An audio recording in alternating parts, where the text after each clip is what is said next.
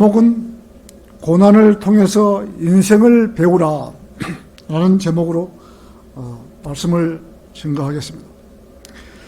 제주도 한라산 이 산 정상을 올라가다 보면 전나무들이 있는데 키는 1m 남짓 되는데 밑둥은 엄청 두꺼운 나무들이 있습니다. 추위와 비바람에 시달려 나무가 자라지를 못하고 땅으로만 뿌리가 퍼져서 단단하게 기초를 하고 사는 나무들이 있습니다.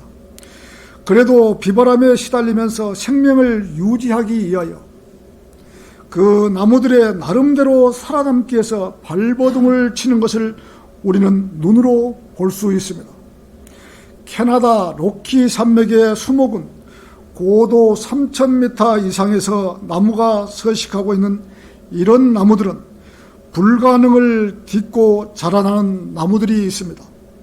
매서운 바람과 높은 기압 탓에 곧게 뻗지를 못하고 볼품없이 꾸불꾸불 휘어져 마치 무릎을 꿇는 모양으로 자라난다고 합니다. 이렇게 힘들게 자란 나무는 속이 알차서 바이올린과 같은 악기들의 선율을 아름답게 하는 최고의 재료로 쓰인다고 합니다. 이처럼 역경을 통과한 나무들이라도 비록 하찮게 보일지라도 귀하게 쓰인다면 하물며 그리스도 안에서 새롭게 태어나서 하나님의 손길로 빚어지는 피조물은 어떠하겠는가? 그리스도인이라고 하면서 아무런 역경과 고난을 겪지 않고 온실 속에서 자란 것 같이 자란다면 세상에 나가서 비바람이 치고 온도가 영하로만 내려가면 얼어버리고 아무 일도 하지 못하는 그러한 온실 속의 그리스도인으로서 살아가게 될 것입니다. 사도 베드로는 그리스도인이 고난받는 이유와 또 고난을 통과하면 어떤 유익을 얻게 되는가를 가르치고 있습니다. 즉 하나님께서 그리스도인의 믿음을 연단시킬 목적으로 불같은 시련들을 허락하십니다. 베드로전서 4장 12절에서는 사랑하는 자들아 너희를 연단시키려는 불같은 시련에 관하여 너희에게 어떤 이상한 일이 일어난 것처럼 이상하게 여기지 말고 도리어 너희가 그리스도의 고난에 참여하는 자들이 되는 것이니 즐거워하라고. 이는 그의 영광이 나타나실 때 너희도 큰 기쁨으로 즐거워하게 하려 함이라고 했습니다. 너희가 그리스도를 위하여 욕을 당하면 복이 있느니라. 이는 영광의 영 곧 하나님의 영께서 너희 위에서 안식하고 계시기 때문이니라. 그들의 편지에서는 그분께서 비방을 당하시나 너희의 편에서는 영광을 받으시니라. 구원받은 그리스도인이라고 하면 구원받고 난 이후에는 자기 인생의 길을 가는데 자기의 길이 비단길처럼 곱게 펼쳐져 있다고 생각한다면 큰 오해를 하고 있는 것입니다. 구원받지 않는 사람들도 세상적인 고난은 있습니다. 그런데 구원받은 사람들은 말할 것도 없는 것입니다. 어떤 사람이 기술을 배우려고 계획을 했다면 학창 시절부터 그 과를 선택을 하고 대학교도 그 과를 선택을 하고 열심히 공부를 해서 그 기술을 습득하면은 자기 생애 그 분야의 기술자로 살아가는 것입니다. 그 기술을 다 알았다고 해도 거기에서 머물러 버리면 다른 후배들이 자기보다 앞서 버리는 것이기에 평생을 연구하고 개발해서 그 분야의 전문가가 되어야 하는 것입니다. 그리스도인도 마찬가지인 것입니다. 어느 정도 성경을 알았다고 해서 거기에서 안주하고 멈추어 버리면 도태되는 것입니다. 흐르는 물이 잠시 고여 있으면 썩게 되는 것입니다. 그 자리에서 안주하게 되면 믿음 안에서 백스라이딩을 하는 것입니다. 영적으로 자라지 못하고 어린아이 믿음으로 전락하는 것이었습니다. 그래서 그리스도인은 정신을 차리고 깨어있어야 하고 마귀를 대적하고 살아가야 하는 것입니다. 자, 고난을 통해서 인생을 배우라. 첫 번째, 지식을 가르치소서. 본문 66절에서는 나에게 선한 판단과 지식을 가르치소서. 이는 내가 주의 계명들을 믿었음이니이다. 우연히도 성경 안에는 66권이 있으니 믿는 것이 모든 가르침보다 선행되어야 한다고 하십니다. 아무리 설교를 많이 듣고 공부를 하지만 성경 말씀을 하나님 말씀이라고 믿지 못한다면 설교를 듣는 순간뿐이지 자기 마음에 남은 것은 아무것도 없는 것입니다.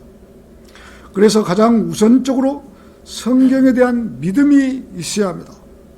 영어 성경만 해도 230가지 넘는 성경이 있는데 이 중에 어떤 성경이 하나님의 올바른 말씀인지 확실하게 알고 그 성경을 최종 권위로 믿고 믿음 생활을 해야 하는 것입니다.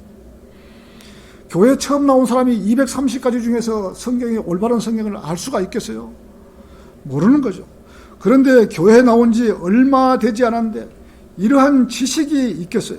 성경에 대한 지식도 없고 알지를 못하기 때문에 수많은 사람들이 하나님을 믿는다고 하는데도 제대로 된 성경을 보지 못할 뿐 아니라 또 바른 성경을 찾았다고 해도 성경 말씀을 알지 못하기 때문에 믿음이 제대로 자라지 못하고 엉뚱한 길로 가는 것입니다.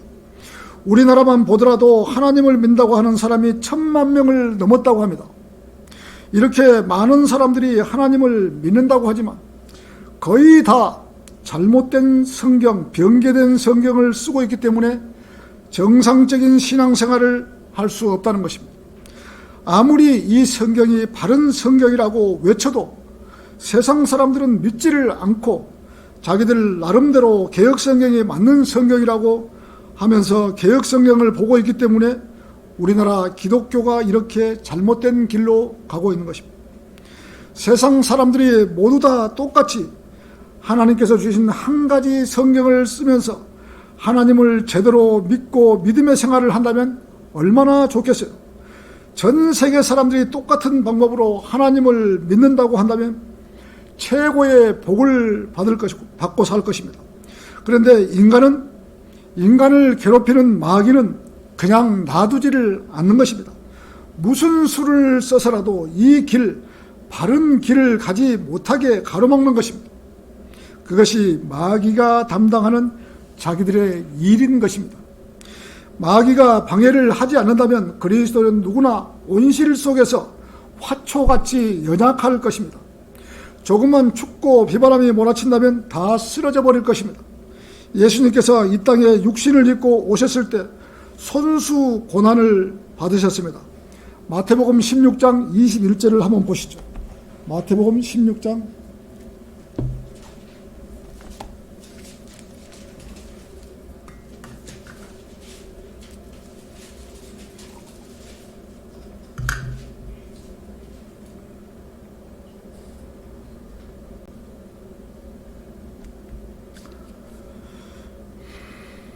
마태복음 16장 21절에서는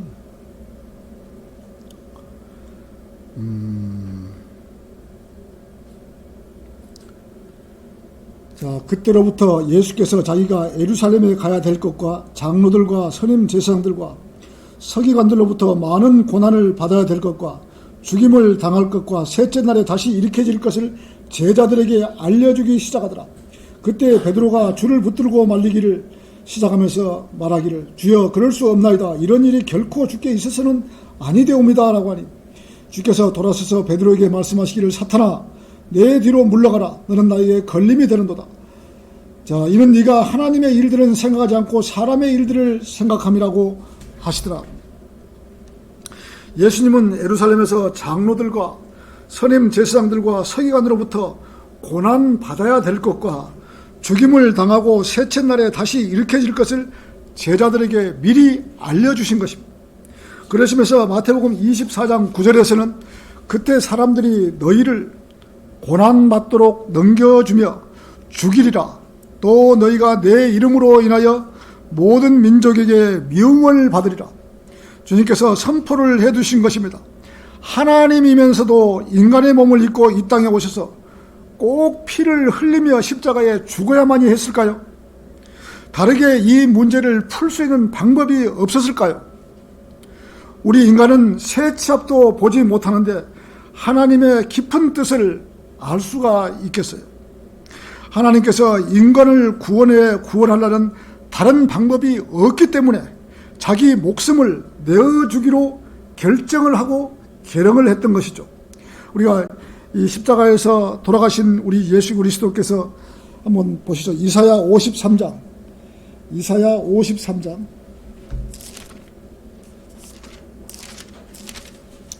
십자가에서 이렇게 처절하게 돌아가셨다면 4절부터 9절입니다. 이사야 53장 4절부터 9절.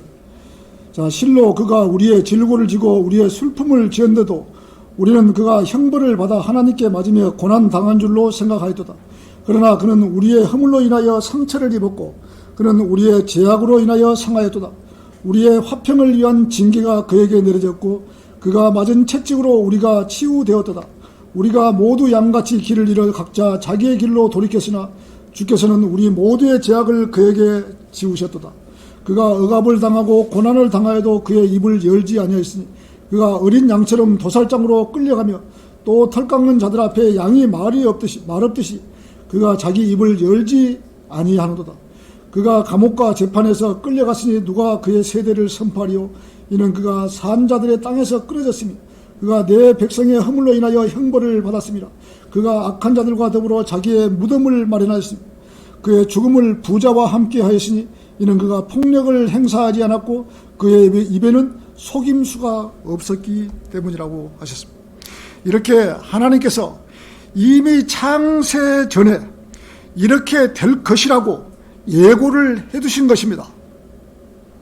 이사야에서 하나님께서는 성경 말씀대로 육신을 입고 이 땅에 오셔서 고난을 받으신 것이며 하나님께서도 이렇게 십자가에서 죽음의 잔을 마시면서 고난 받기를 마다하지 않고 인간을 구원하시기 위하여 자신의 몸을 십자가에서 내어준 것입니다. 우리는 성경에서 다니엘이 21일 동안 먹지도 않고 하나님께 기도하고 애도하는 모습을 볼 수 있습니다.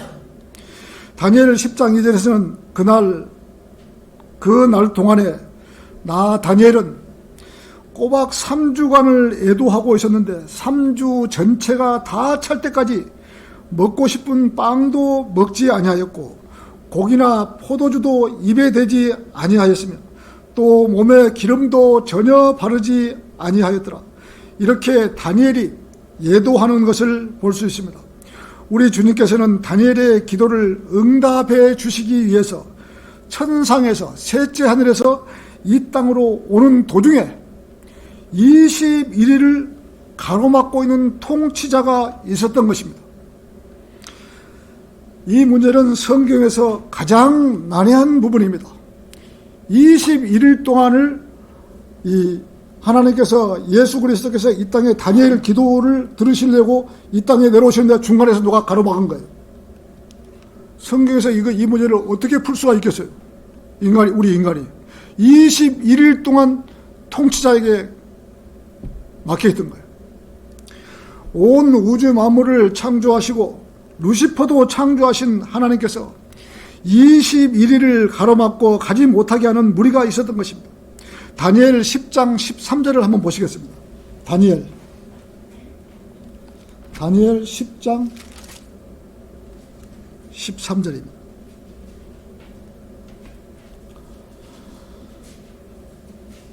자, 그러나 페르시아 왕국의 통치자가 아직도 안 찾으셨어요? 자, 그러나 페르시아 왕국의 통치자가 21일 동안 나를 가로막았도다. 그러나 보라, 최고 통치자들 중에 하나인 미카엘이 나를 도우려 왔고 내가 페르시아의 왕들과 함께 거기 있었노라. 페르시아 왕들과 함께 이 땅에 내려오시다가 21일 동안을 지체를 하고 있었던 거예요. 우리 주님께서는 다니엘의 기도를 들으시고 오시는 중에 이렇게 페르시아 왕국의 통치자가 막았던 것입니다. 이러한 것이 우리 주님께서 고난을 받으시기 이전이었습니다. 고난받기 전이요. 우리는 그 깊은 내막을 알 수는 없지만 이렇게 고난을 받고 죽으셨다가 다시 살아남으로써 이제는 그 마귀들을 완전히 물리칠 수 있는 능력을 가질 수 있도록 그런 부분이 있지 않았나 하고 추정을 해보는 것입니다. 부활하시기 이전에는 그래도 이런 부분에서 문제가 있었는데 부활하시고 난 이후에는 이 마귀들을 완전히 무찌르는 것. 이것도 우리 주님을 천상에서 만날 때 한번 질문해보고 싶은 말입니다. 너무나 이 무서운 말씀이잖아요. 그날이 어서 와서 이러한 질문도 하고 우리 주님의 못자국 난 손도 예수님의 제자인 도마처럼 한번 보았으면 하는 그날이 어서 도래했으면 하는 마음입니다. 자, 예수님의 제자 도마는 의심이 많은 제자였던 것 같습니다. 다른 제자들이 우리는 주를 보았다고 하자 도마는 내가 주의 손에 있는 못자국을 보고 또 내 손가락으로 그의 못자국을 만져보고 나의 손으로 주의 옆구리에 넣어보기 전에는 결코 믿지 않겠느라고 한 것입니다. 얼마나 의심이 많았으면 이러한 말을 했을까요? 믿지를 못했으니 그럴 법도 했던 것이죠. 도저히 믿어지지를 못하니 그러한 말도 한 것입니다. 지금도 많은 그리스도인이라고 하면서 이 사실을 믿지를 못하는 그리스도인도 있을 것입니다. 구원받았다고 하면서도 또 믿지를 못하는 그리스도인도 있을 것입니다. 예수님께서 8일 후에 다시 오셔서 요한복음 20장 27절에서 도마에게 말씀하시기를 네 손가락을 이리 내밀어 나의 손을 보고 너의 손을 내밀어 내 옆구리에 넣어보라. 그리하여 믿음이 없는 자가 되지 말고 믿는 자가 되라고 한 것입니다. 도마는 주님의 옆구리를 만져보고 나의 주 나의 하나님이라는 것입니다. 네가 나를 보았으므로 믿는구나. 보지 않고 믿는 자들은 복이 있도다 하신 것입니다. 우리는 이러한 사실을 보지 않고 믿는 성도들입니다. 그래서 여러분들은 복이 있는 자들입니다. 제가 한참 설교문을 작성하는데 어떤 전화가 왔어요. 신천지에서 전도사라는 어떤 여자가 전화가 왔더라고요. 그래서 자기 어떤 신천지에서 이게 신문 광고에 대서특필하고 유튜브로 이 하는데 그거 좀 들어보지 않겠냐고. 참 기가 막힌 질문을. 그래서 신천지에서 신천지라고 내놓고 아주 이야기를 하더라고요. 그래서 신천지 이만희 씨께서 손에 못자국 보셨습니까? 말을 못하죠. 그분이 우리 구세주입니까? 말을 못하죠.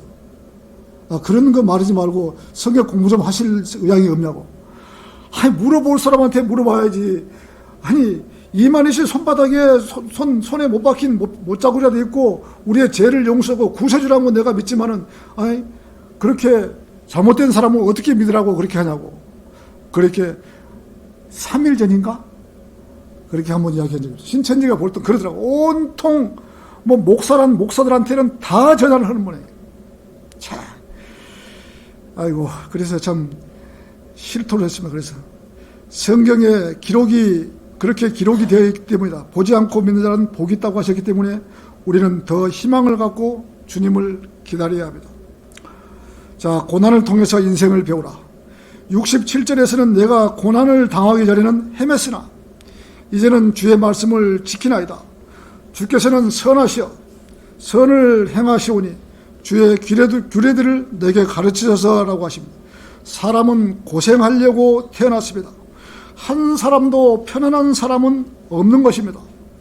자기 나름대로 고생하고 범민하고 낙담하고 사는 것이지 편안하게 가정을 꾸리고 먹고 사는데 지장이 없이 사는 사람은 이 세상에 한 사람도 없는 것입니다. 만일 편안하게 아무런 걱정 없이 살아갈 수 있는 사람이 있다면 왜 하나님께서 성경에 사람은 고생하려고 태어났다고 이렇게 말함에도 불구하고 부자는 이렇게 말을 했을까요? 부자는 부자대로, 가난한 자는 가난한 사람대로, 또 모든 사람은 자기 선에서 고생하다가 또 그렇게 살다가 그 고생이 끝날 쯤 되면은 이 세상을 떠나는 것이 인생입니다. 조금 먹고 살만하면은 떠나는 것이에요. 한참 젊어서 고생해서 또 집도 장만하고 뭐 사업체도 이끌고 계속 그러다가 이제는 살만하다 그러면은 세상을 떠나는 것이 우리의 인생들인 것입니다. 그 고생이 끝날 즈음에는 이 세상을 떠나는 것이 인생입니다. 욥기 5장 6절에서는 역경은 티끌에서 오는 것이 아니요 고생도 땅에서 생겨나는 것이 아니지만 불티가 위로 날아가는 것 같이 사람은 고생하려고 태어났느니라고 하셨습니다. 하나님께서 인생은 70이요 강건하면 80이라고 했기 때문에 이 땅 위에서 그렇게 오래 살지 못하는 것입니다.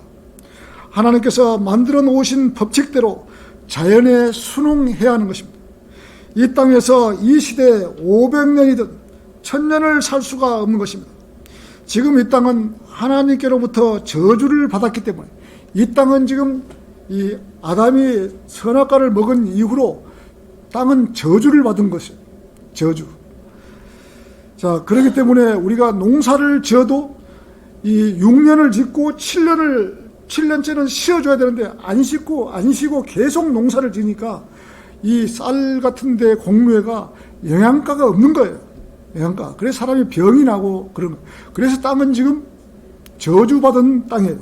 이 저주받은 땅이 천년 왕국에 가서야 풀리는 것입니다. 우리 주님께서 왕으로 오셔야만이 이 땅의 저주가 풀리게 되어 있는 거예요.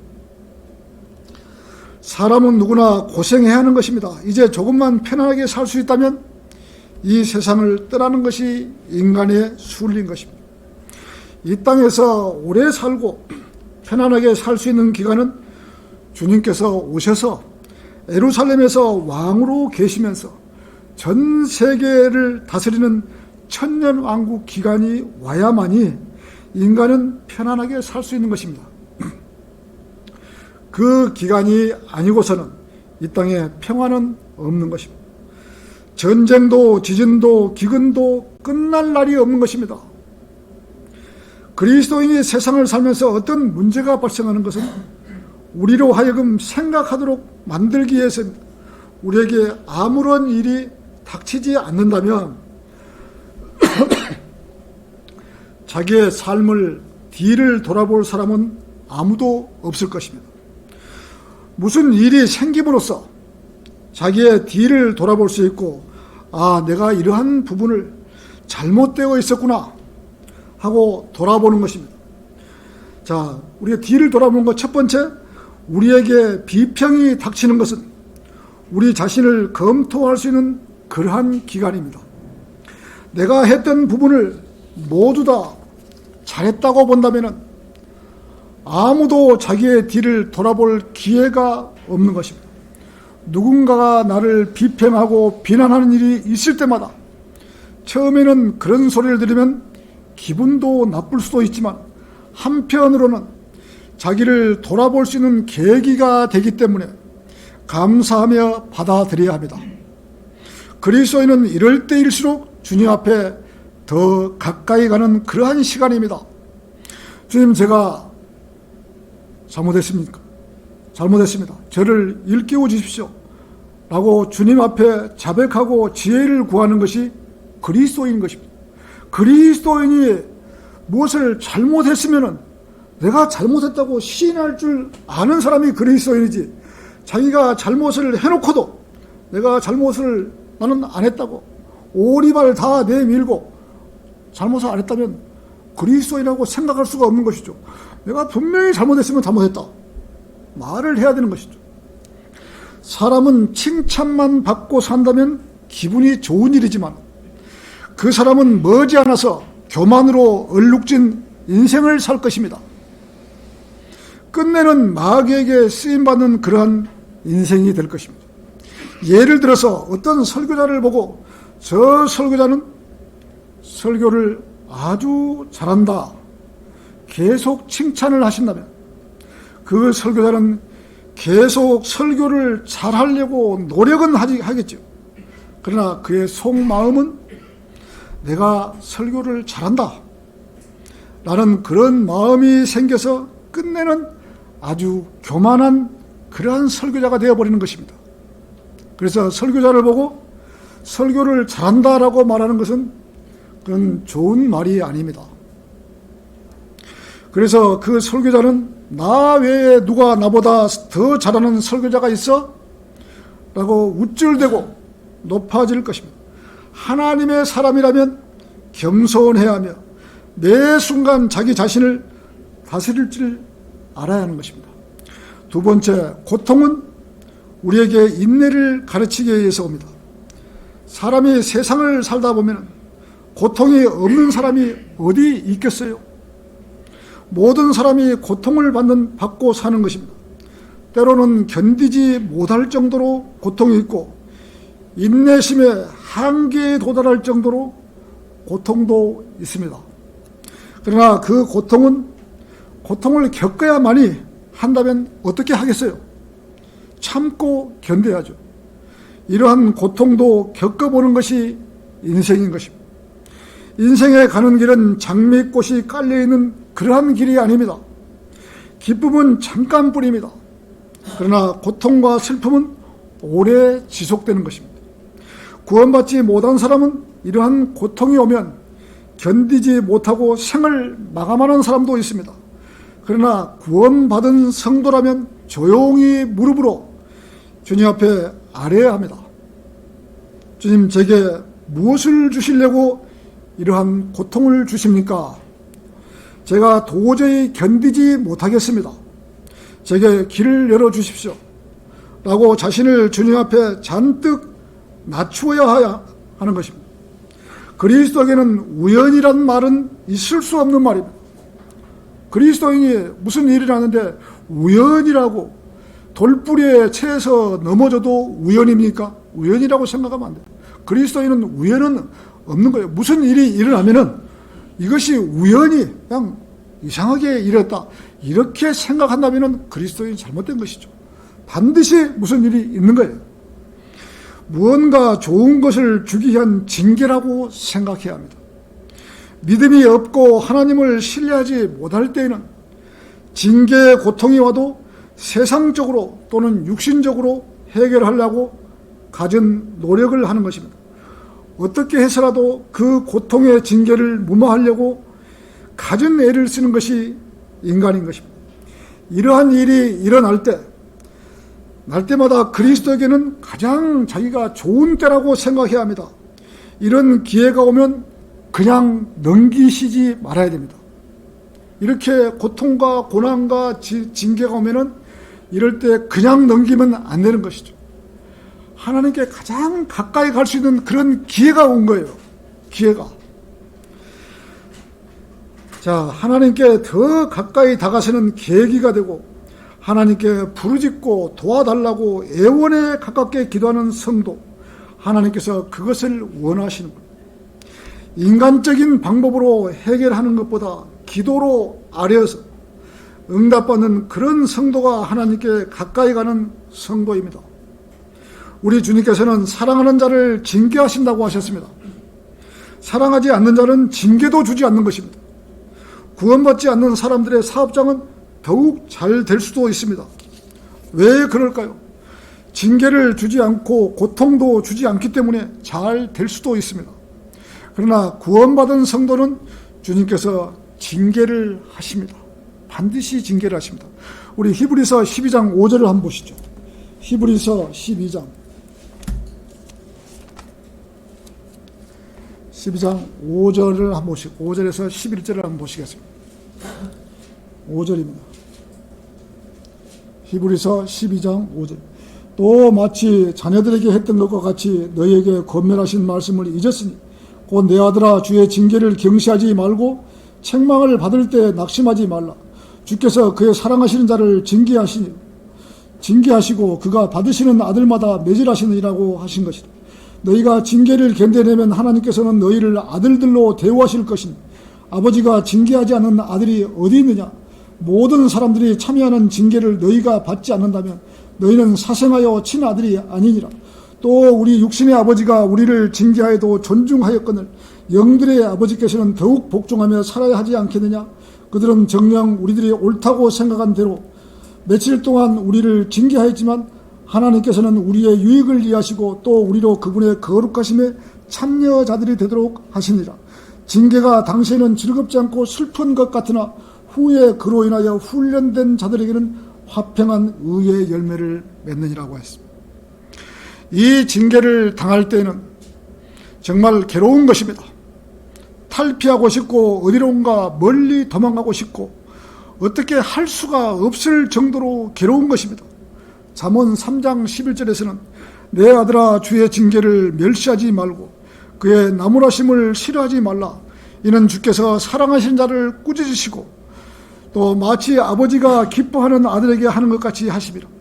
주님께서는 우리를 사랑하시기 때문에 징계를 하십니다.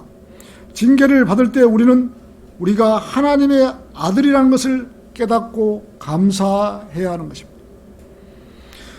주님은 우리가 잘못된 길을 가지 않고 올바른 길로 가기 위해서 우리에게 징계를 하십니다. 주님께서 우리를 사랑하지 않는다면 징계를 하지 않는 것입니다. 그런데 그 징계를 받을 때는 내가 징계를 받고 있다는 그 사실을 모른다는 거예요. 징계를 받고 있으면서 너무나 괴롭고 이 징계를 받다 보면은 내가 왜 이런 것을 받아야 돼? 너무 괴롭다 보니까 자기가 징계 받는 것을 모르는 거예요. 저는 너무나 징계를 많이 받아갖고 이렇게 하나님께 징계가 올 때마다 내가 왜 이런 징계를 받냐고 하나님께 울부짖고 기도하고 그런 적이 한두 번이 아니거든요. 이런 징계가 올 때 하나님과 가장 가까이 갈 수 있는 계기가 되는 거예요. 나는 몰랐죠. 징계가 끝나고 그랬었구나. 하나님께서 나하고 교제를 하자고 이렇게 징계를 주시고 가까이 오라고 했는데 나는 계속 불편해서 기도만 하고 있었구나. 이런 것을 느낄 수 있어요.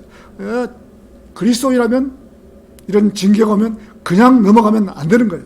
제일로 하나님께 가까이 갈 수 있는 그런 계기가 되는 거예요. 자, 3번 슬픔은 우리에게 연민을 갖도록 해주십니다.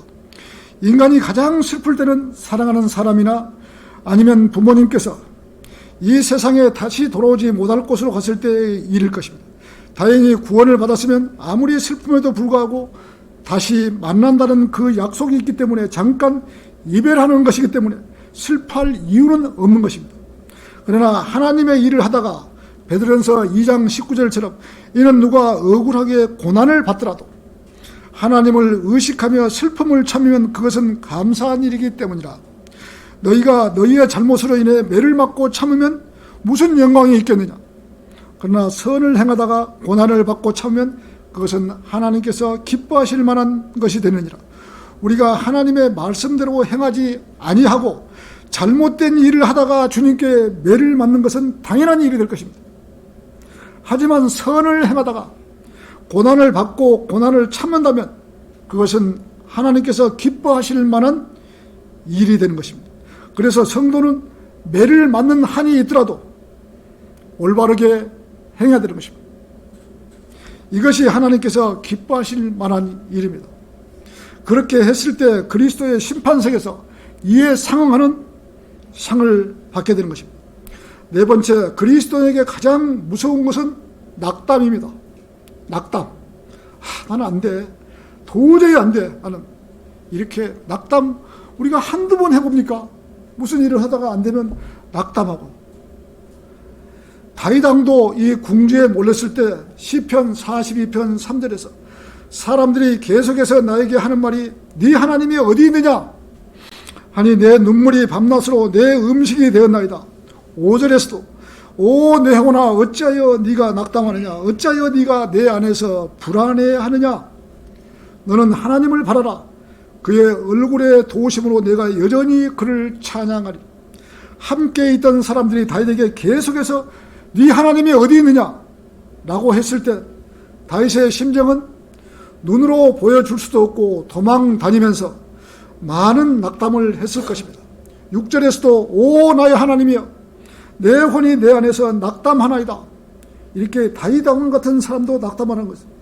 이렇게 다윗이 낙담에 휩싸여 있을 때 하나님께서는 말씀으로 다윗에게 힘을 주시는 것을 볼 수 있습니다.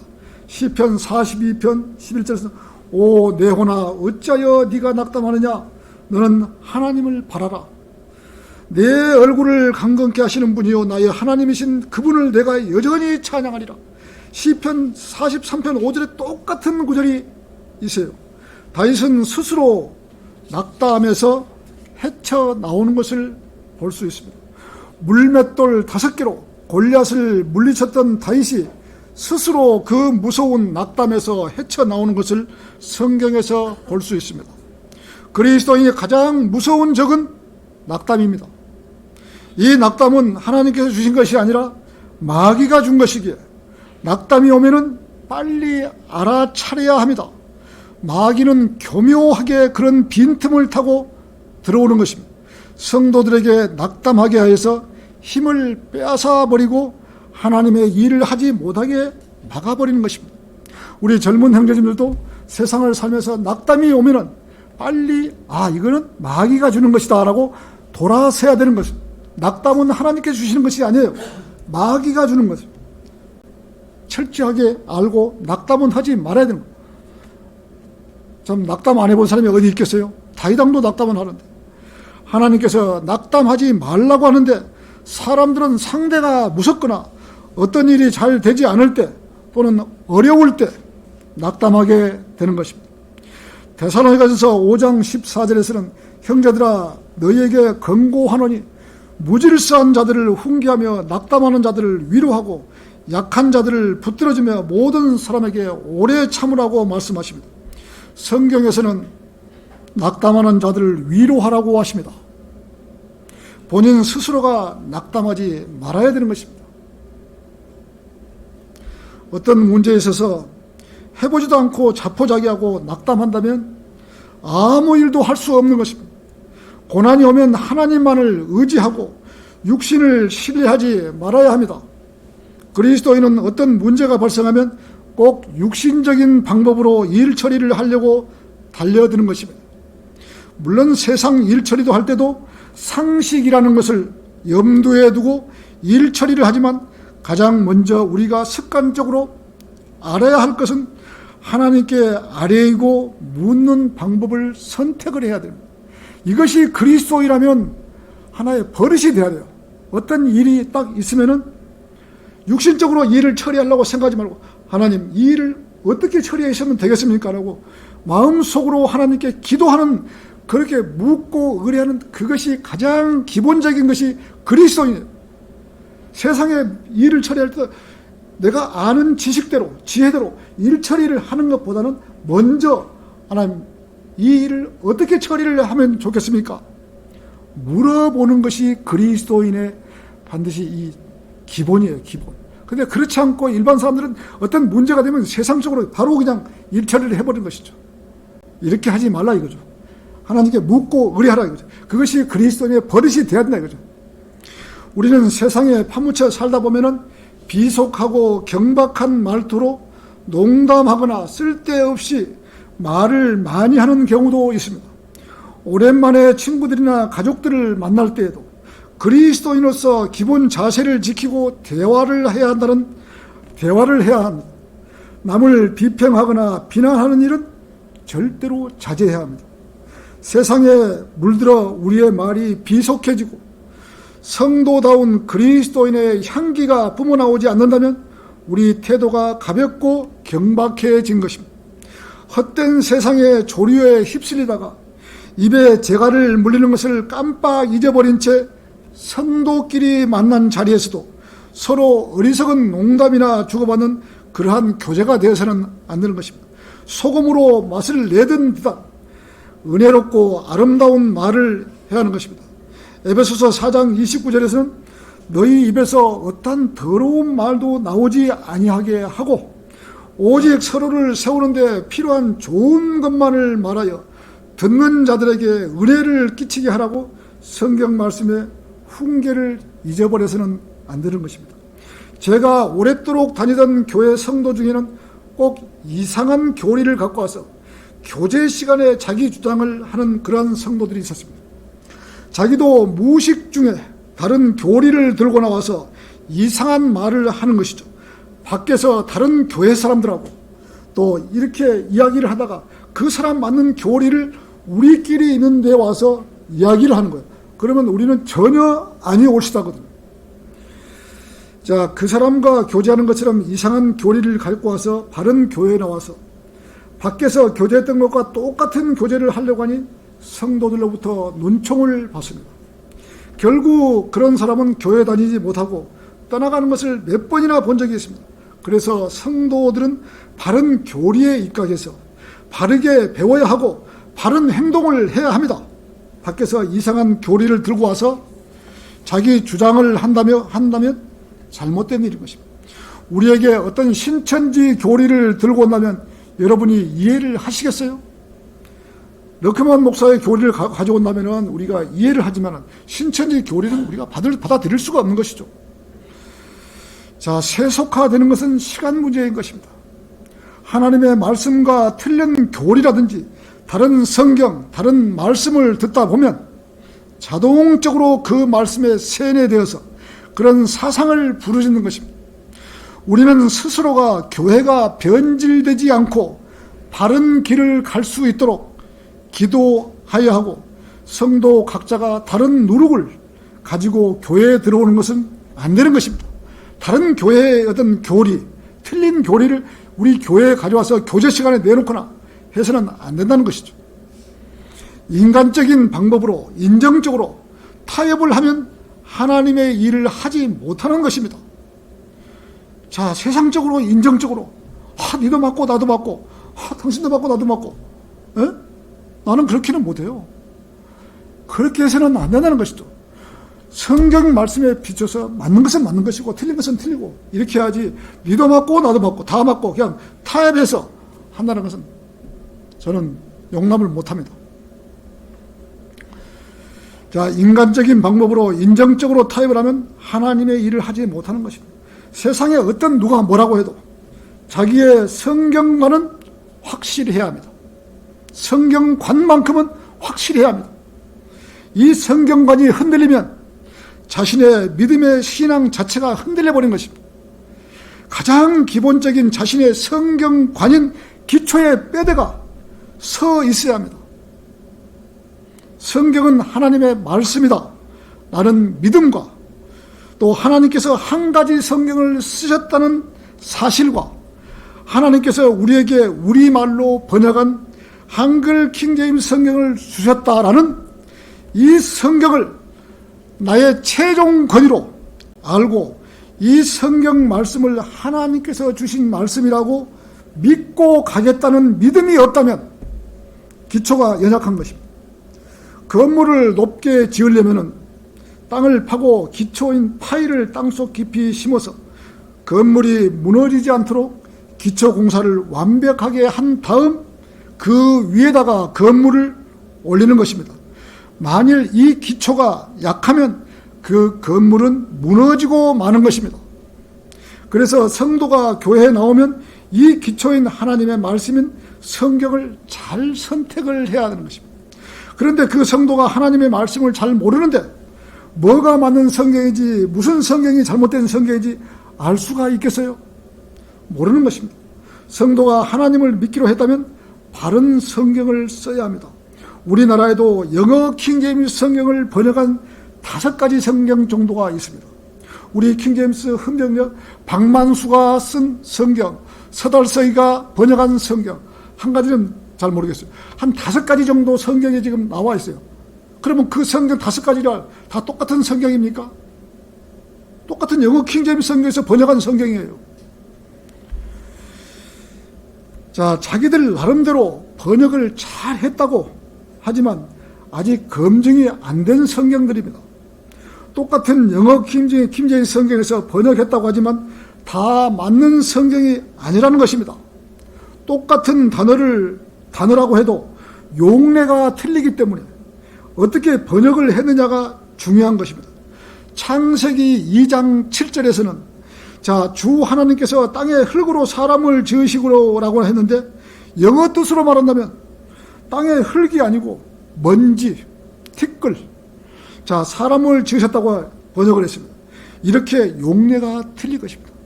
여러분들이 영어 성경에 있으면 더스트라는 한번 단어를 한번 찾아보십시오. 이 먼지 티끌로 되어 있어요. 그러면 흠정력대로 한다면 영어대로 그대로 했으면은 흠정력에도 자, 먼지나 티끌로 번역을 해야지. 왜 흙으로 사람을 지었다고 번역을 했을까요? 틀리잖아요. 영어 단어하고. 그렇잖아요. 먼지, 티끌, 콘사이트 찾아보십시오. 네이버에 들어가서 한번 찾아보십시오. 먼지, 티끌로 되어 있어요. 그러면은, 자, 영어 성경대로 했으면은 성경 그대로 써야죠. 먼지, 티끌로 번역해야죠. 왜 흙으로 사람을 지었다고 번역을 해요? 말이 안 되잖아요. 용례가 있기 때문에 그런 것이죠. 그렇기 때문에 똑같은 영어 킹제임스 성경에서 번역을 했다고 다 맞는 것이 아닙니다. 그런데 자신의 생각대로 그의 틀린 부분을 찾아서 고치겠다고 하면서 빨간 줄로 긋고 성경을 고친다면 어떻게 하겠어요? 이것은 아니잖아요. 성경을 고친다는 것은 아니잖아요. 정말 답답하기 짝이 없는 거예요. 성경을 왜 고쳐요? 자, 저의 성경과는 절대로 성경을 고쳐서는 안 된다는 것입니다. 잘못된 부분은 고치려면 번역자나 판권이 있는 곳에서 고쳐야 되죠. 번역자도 있고 판권도 있는 이 번역자가 고쳐야지 왜 제가 고칩니까? 성경을. 제가 성경을 고치는 사람으로 벌을 받아야겠어요? 여러분 제가 자, 몇 장 몇 절 이렇게 빨간 줄로 긁고 한번 고쳐보십시오. 그럼 제가 벌을 받아야 되겠습니까? 제가 받아서는 안 되는 거죠. 벌을 받으려면 번역자나 이 번역은 책을 편찬하는 데서 받아야죠. 왜 제가 받아요? 잘못됐으면 번역한 사람이 받아야죠. 이것은 누구나 그리스도인이라고 하면은 지켜야 할 룰입니다. 성경을 고쳐서는 안 된다는 룰입니다. 100명이 서로 틀렸다고 서로 고치기 시작하면 100명이 다 고칠 것이잖아요. 목사가 100명 있으면 나도 신학교 박사고 석사니까 성경을 고쳐봐야겠다. 이거 틀렸네. 100명 있으면 100명이 다 고쳐요. 나도 고치고 니도 고치고 니도 고치고 나도 다 고치면 어찌 되겠어요? 어떤 누가 똑똑한 줄 알겠어요? 자기 입맛대로 고치는 것이지. 자, 뒤에는 걸레가 될 것입니다. 성경이. 이러한 일은 없어야 하는 것입니다. 내가 한글 킹제임스 성경을 최종 권위라고 정했으면 끝까지 가야죠. 아니면 다른 성경을 바꾸시든지. 그래야 맞지 않아요. 누구나 하나님을 믿는 사람이라면 성경을 고치는 일은 절대로 인정하지 말아야 합니다. 이것이 그리스도인 것입니다. 100가지 중에서 99가지를 양보하더라도 한 가지 양보하지 못하는 것은 성경을 고치는 것입니다. 있을 수가 없는 문제를 하고 있습니다. 자, 오늘 결론을 맺겠습니다. 성도가 고난받는다는 것은 어쩌면 자기 욕심에 끌려 욕심을 부리기 때문에 고난받는 일이 많이 있습니다. 자기 욕심이 없다면 고난받는 일이 그렇게 많이 없을 것입니다. 자, 욕심이 없고 마음을 비우고 살다 보면 고난받는 것도 적어질 것입니다. 그러나 현실은 그렇지 못합니다.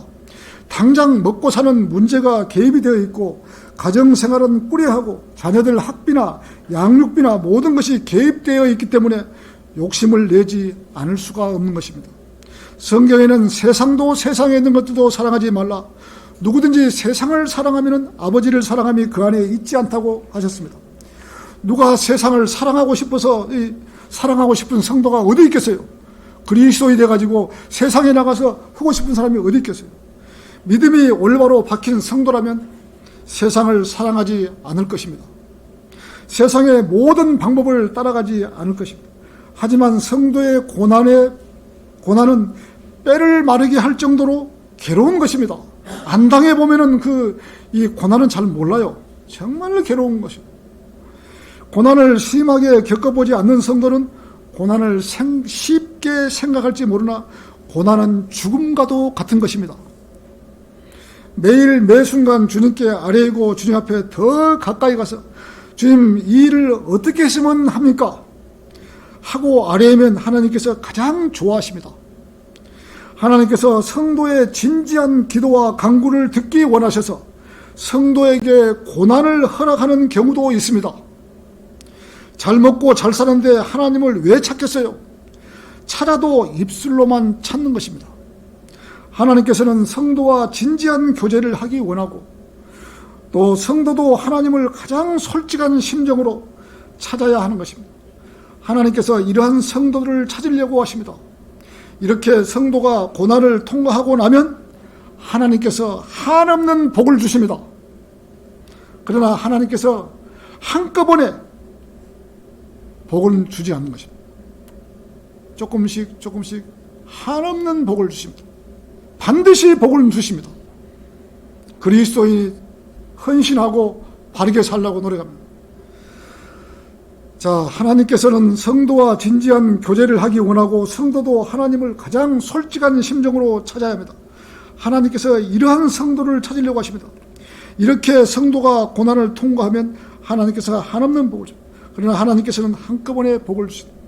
천천히 복을 주십니다. 복을 받는 조건은 성도가 하나님께 헌신하는 것이 복을 받는 조건입니다.